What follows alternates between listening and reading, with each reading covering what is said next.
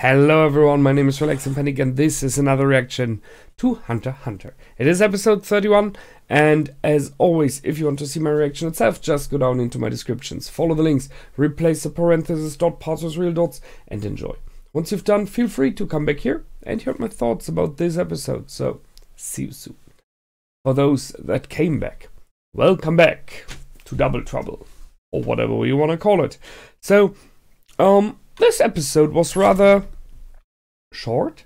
I don't know how it is for you, but it felt to me like there was not much of a surprise in it, apart from this doppelganger idea and having a new character.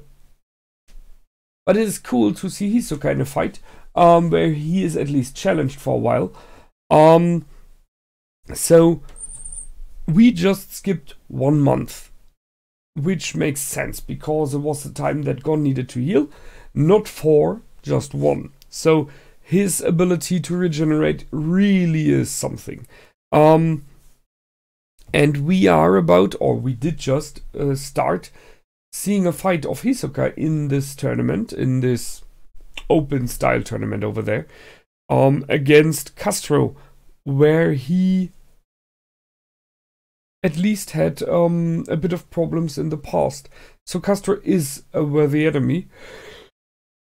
They mentioned that Castro got 3 points on Hisoka in the past before he was beaten.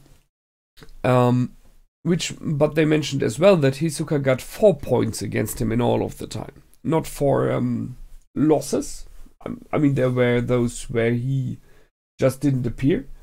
But he had 4 hits he got. So someone else got a point on him. And I think that's kind of interesting to see who that was. Maybe they will show it in the future. Maybe it's someone we know. Who knows?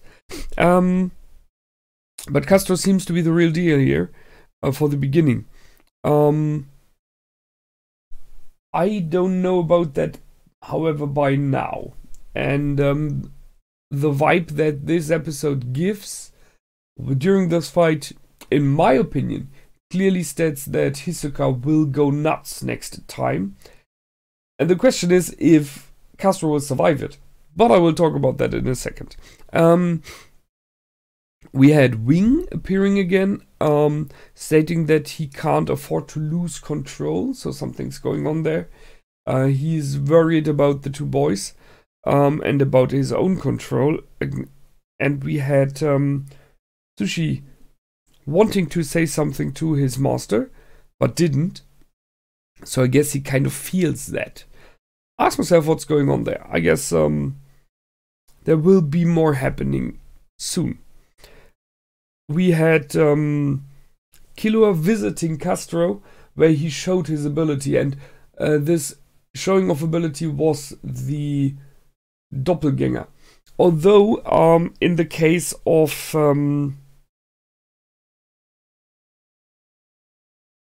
in the fight, the doppelganger he used was by creating it, then keeping with one of your versions the enemy distracted, sitting on the couch, right?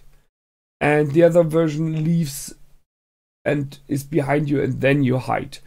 However, that shouldn't have worked in the case of Killua normally, because he was watching the door, so the doppelganger would have walked through the door. You would have seen that. But then the hiding ability, the usage of Nen by Castro is possibly so good that Killua had no chance of seeing it. However, in a fight, you need to distract your enemy when he is at an equal level, like Hisoka is, or even higher.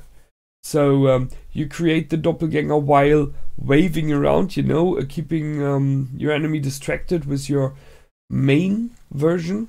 Then you hide with your main version, and in the same moment your doppelganger appears and hits your enemy, so he's, just by the pain and everything, distracted from your main version, while the doppelganger seems to be you.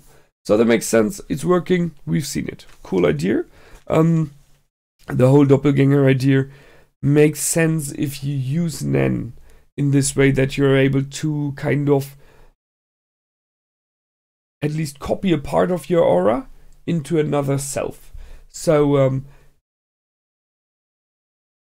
That's the thing where I see it works. Now for what will happen then. If you create something like that, and it has a physical form, it seems. I mean, it does damage, enough damage to cut off an arm. I'm pretty sure that your own aura is weakened, and I guess a lot. So it is more neither like you are removing your aura from yourself and making it walk by itself, creating a doppelganger out of it. So I don't know by how much. I would guess it will be like 90%. But let's just say you're able to split it half-half. So the doppelganger is having 50% of your Nen power, and you yourself still have 50% around you, protecting you, concealing you, everything. So in the moment when you create a doppelganger and he's moving around, while you have this benefit of being there twice, you have a disadvantage of not being as strong as you normally are. And I guess that might be something that Hisoka will be going for. Once he knows how it works, and he does it now, he can strike you. He can find you, possibly. He now is no longer distracted like that. So he can guess where you are hiding in the shadows and just attack you.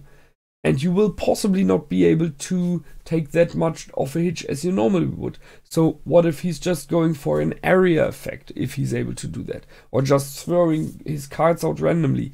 He might very well hit you, and a normal hit will be enough, possibly. That is the danger I see in this ability. I think Castro made a major mistake there. He had the advantage. He had a skill and ability that Hisoka didn't know, and he got his pride take the better of him. He wanted to show off, he wanted to punish Hisoka, he wanted to show that he is better. So instead of going for a clean win, he played with him, he toyed with him, and that's the problem, gave Hisoka time to analyze what's going on. If on his first attack he would have gone in with this improved Tiger Fist and just finished off Hisoka, he would have had a clean one-hit win. And Hisoka would have had no chance because he was not aware of how this ability works. But instead, he punched him twice weakly just to show that Hisoka has no chance. Kind of, I guess, hoping that he will give up, I don't know. Then he did one hard hit with the normal Tiger Fist, cutting off the arm, once again kind of hoping for Hisoka to give up or to fight back, where he can't fight back. He wanted to make him look bad, right? So that Hisoka is attacking and stumbling around while he's doubling him. So, and now he's going for the killing blow, but in my opinion, it is too late now. Because Hisoka has adapted. He knows what's going on. You can see the fact that he's holding his severed arm there. And it doesn't worry him at all. All of this is going how Hisoka wants it. So I'm pretty sure next fight we will see Castro going down. Just saying. Maybe, just maybe, Hisoka will just finish him in the meaning of winning by points.